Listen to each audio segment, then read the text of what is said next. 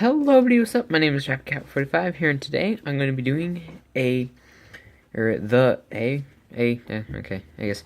So, a review on the Nintendo 2DS. So, I'm sorry I didn't make a video last week. I try to make a video every week, but last week got busy. And then I was also going to record it on Monday, because I normally try and record videos on Monday.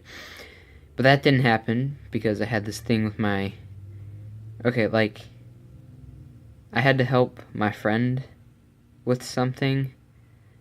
But yeah, anyways.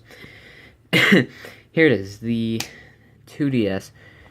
So, let's go ahead and get right into it. I don't know what that was. But here's the box for it. Just kind of standard box. It's pretty long. It's kind of 2D. Because it's pretty thin, and it just says 2DS on the side, and then on the back, the best of two worlds, because it's a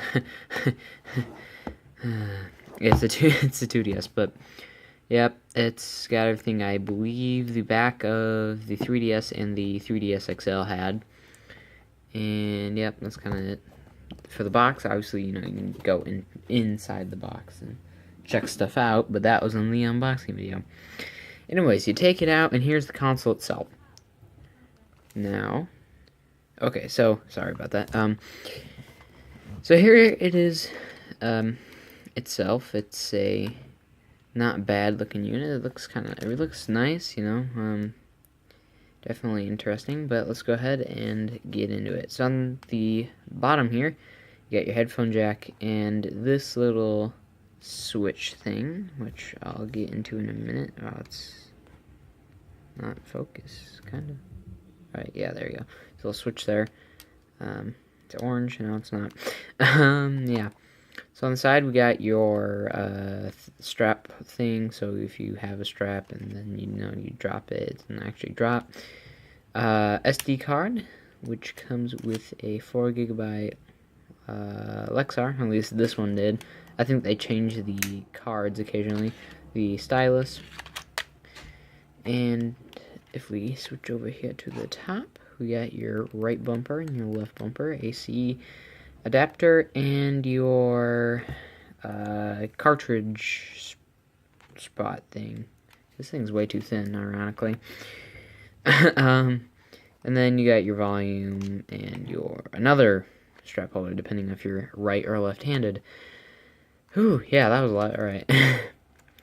In the back, just got your code and some stuff, and then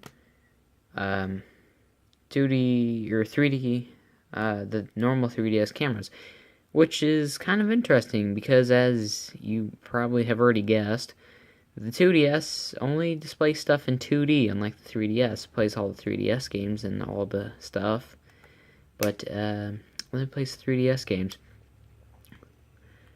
Yeah, I don't know why, but there you go. I don't know why they have the double cameras, because I guess because you can take 3D pictures, that's great, but you can't see them in 3D. I guess it's just for the full hardware compatibility, but still, that's kind of weird. Anyways, another thing you may have noticed right before I get into the front here is there is no hinge. It's just flat, and because of that, the screens can get scratched and all that good stuff. So Nintendo did make a case for it, but I don't have one myself. So yeah. Anyways, let's go ahead and get down. So the microphone's down there. Home button made of rubber. Looks more like the new Nintendo 3DS and XL. Power button. The charging light. Start and select. ABXY. Your D-pad. Your circle pad. Or D-pad, circle pad. Yeah, got that right. Indication light. Your front-facing camera.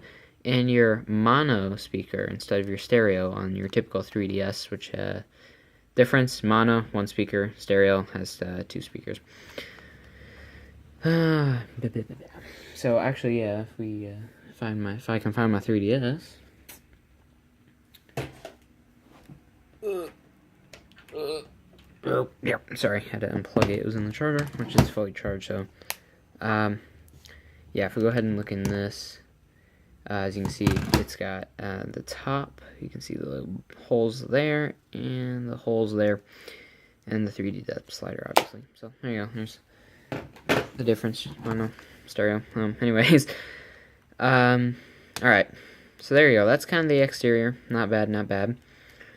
I do want to say something with the, I mean, this will obviously be in the comparison between the 3DS and the 2DS, but the D-pad on this is really, it doesn't feel that great. While the 3DS, clicky. This, absolutely nothing. It's pivoting on the middle. Like, I can just rotate around, and it would actually be clicking on the buttons. I don't really like that. Otherwise, they're all kind of really soft buttons, but the D-pad is the same, I believe, as the 3DS. It's a little bit different, but there's not much difference there. Alright, that's basically what I want to say. So let's go ahead and turn it on. And take the status out.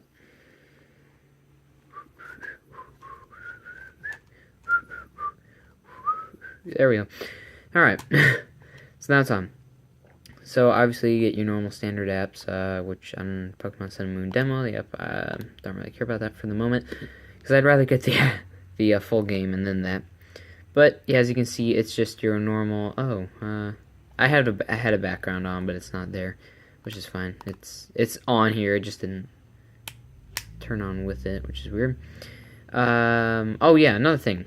The 3DS and 3DS XL had like this little lever thing that you could flick, and then you could turn the wireless on and off, which isn't on this, so that's why we have this in here, and that's what I was going to do. Show you, because it's no longer a physical switch. I guess that's what you call a switch, not a lever. I don't know what I'm thinking. Anyways, so here's another thing for you. Alright, some games demanded you to shut it and, get some steps, or if you want some play coins, you had to shut the original 3DS, and it would put it in sleep mode. Obviously, with this, that's physically impossible, so they added the switch at the bottom, where if we flick it, boom, it's now in sleep mode. As you can see, the light is dimming and brightening, which means that it is in sleep mode. And the screens are off, and so obviously none of the buttons do anything, which is important for a device that can't shut. Even the power button doesn't actually work, which is really nice. So you can see the power button's not doing anything. Still on, which is really nice. It completely blocks out all the buttons, so that you'll never know. And flick it back, and boop, and now it's like we opened it. Amazing tech. I know. Other than that, that's about it. Outside, and internally, it's the processing power is the same as the original 3DS.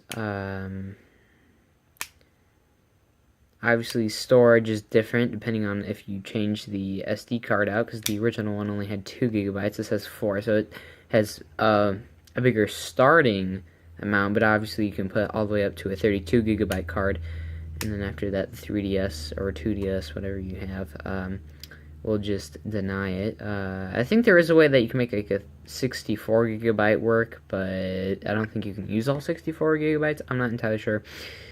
Yeah.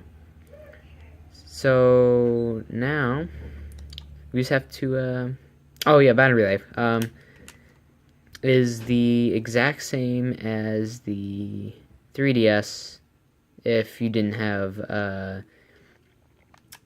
3D on, because it's got the same battery. It's basically it's the same internals almost. It's like identical, obviously, other than the sleep mode, and it doesn't shut.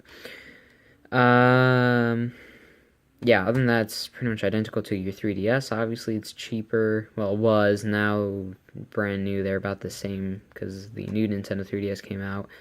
If you can find one, I haven't found a original 3DS in like forever, which is fine because you know, obviously we don't need the 3DSs. We got the new Nintendo 3DSs, and this is the cheap option.